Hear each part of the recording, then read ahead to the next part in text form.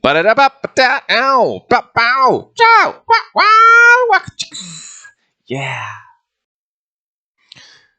Good morning, YouTube. At least it's morning for me when I'm filming this. Generally, I actually don't like to film in the mornings because news tends to develop throughout the rest of the day. And after I post something, I miss, the video will have missed something that's insanely relevant. And seems like I lag a little bit behind if I post in the morning. But I will be busy for a little bit later, and this was pretty big news, so I wanted to actually get it out there and kind of keep up making my videos. So, crypto.com, really big news. The exchange is now available for the US. It's being rolled out in phases, so I think their wording is the large institutions have priority access first to the exchange to sign up, which is not surprising. You can join a wait list for access to the exchange, although heads up, I tried to join the wait list and the link still seems to be not working.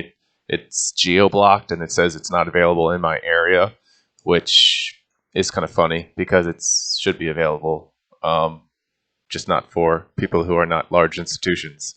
If you don't realize why this is important, obviously the US has access to the app already, but that's kind of a clumsy instrument for a lot of the big volume trading that you see on like Binance. So one of the reasons we're lagging behind Binance is because Binance just has so much more volume on their exchange. You're not going to see large institutions pull out a phone and do their daily trades on on an app. So this web-based exchange is huge. The spreads in the app is less than favorable, and the exchange has a lot of incentives. From what I understand, again, I'm in the U.S., so I've never used the exchange. But from what I understand, the exchange is similar to other exchanges where it's like, you can hold Chronos as an incentive to reduce the fee structure or whatever the trading fees might be, I believe. I might be very wrong on that. Let me know if I am. Maybe we'll all find out soon. So yeah, I'm excited. I do a lot less trading these days because I think the market's just going to keep going sideways and down for a little bit longer. But when I do resume trading, I'm going to be excited to use the exchange that crypto.com offers because I still really like them. I'm still very bullish for crypto.com. They are by far my largest altcoin holding, and I will continue to pay attention to this space. Quick update on the loaded lions. That I made a video about something strange is happening, something strange is coming.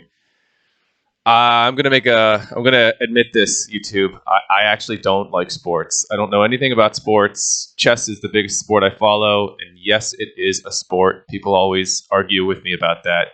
FIDE, which is the organization around chess, is actually the second largest sporting organization in the world, second only to soccer, which is FIFA, as I understand it. But so I don't know anything about sports, and it was brought to my attention that the Lakers are a purple-colored team, and this changes my perception a little bit because they obviously are very heavily partnered at the crypto.com arena with the teams, like the Lakers.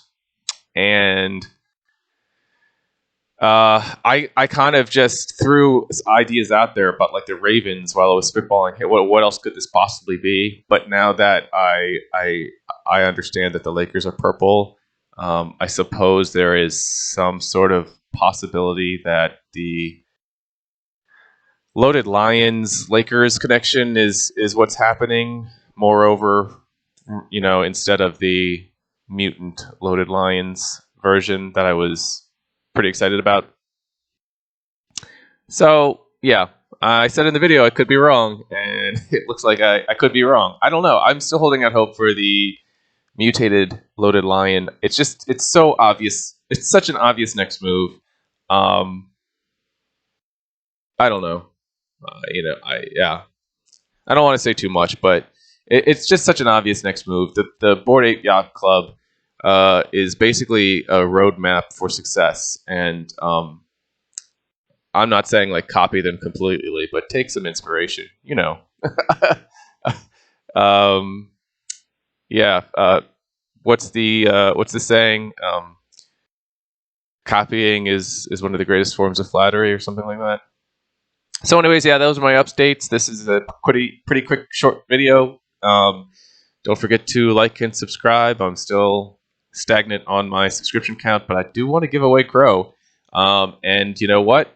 It might start getting a lot more valuable, because if the exchange opens up and people start using Crow on the exchange, or Kronos as it is now, you'll see the use case is something that creates more demand.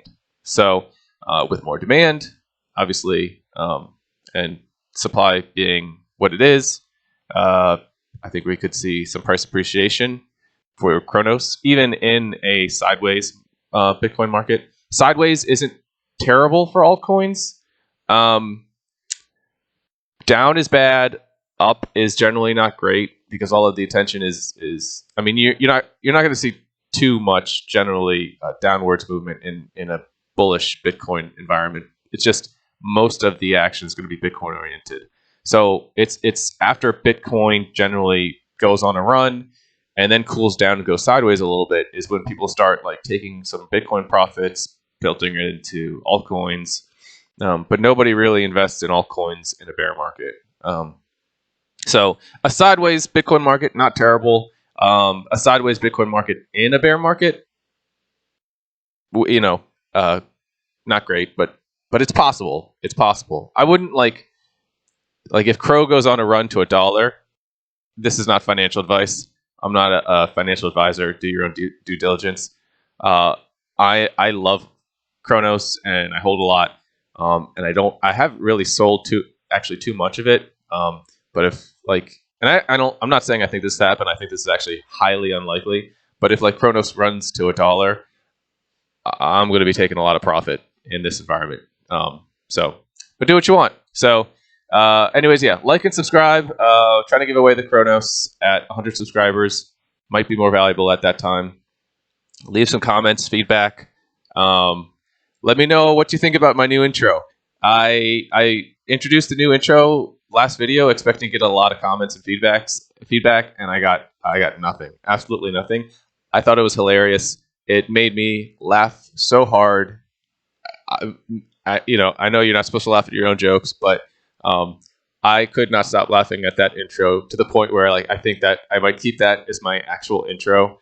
I only made it because I have a certain subscriber who comments every video about how he hates the intro music, and so I finally just recorded my own voiceover over it. But I think it's so funny. I don't. Yeah, let me know. Okay, yeah, that's it. Go listen to it.